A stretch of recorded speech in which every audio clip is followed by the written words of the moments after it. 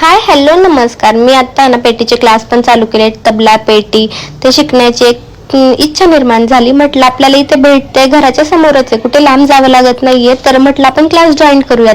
त्याच्यामुळे मी आता class join केलेत. कितपत मला जमतंय जमत नाही आता पुढची गोष्ट आहे. त्यानंतर बॅग पॅकिंग केली आणि तृषाला घ्यायला स्कूलला आले.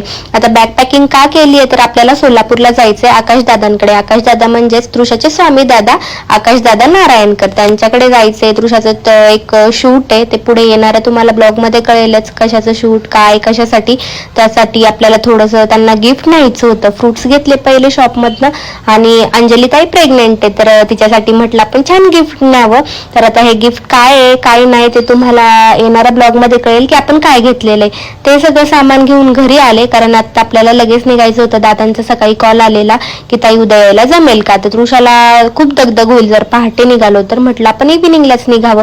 मग तिला स्कूलमधनं आणलं, छान फ्रेश केलं, खायला वगैरे चारलं आणि नॉर्मल आपले जे घरी कपडे घालतो ते तिला मस्त घातले, कारण प्रवास करायचा आहे. ऋषिकेश, चिनू आणि ऋषिकेशचा एक फ्रेंड असं आम्ही जाणार आहोत. 4-5 जण. मिलन येणार नाहीयेत कारण मिलनला काम आहे अचानक ठरल्यामुळे त्यांना येता आलं नाही. आणि फायनली प्रवास चालू झाला आणि सोलापूरला छान आपण पोहोचलो. रूम वगैरे घेतली, रिलॅक्स सगळ्यांना आराम भेटेल यासाठी. तृषाही हॅप्पी होती, काय चिडचिड वगैरे तिने केली नाही. आता उद्या तिचं शूट होणार आहे. तर असा काहीसा आजचा दिवस होता. Bye bye.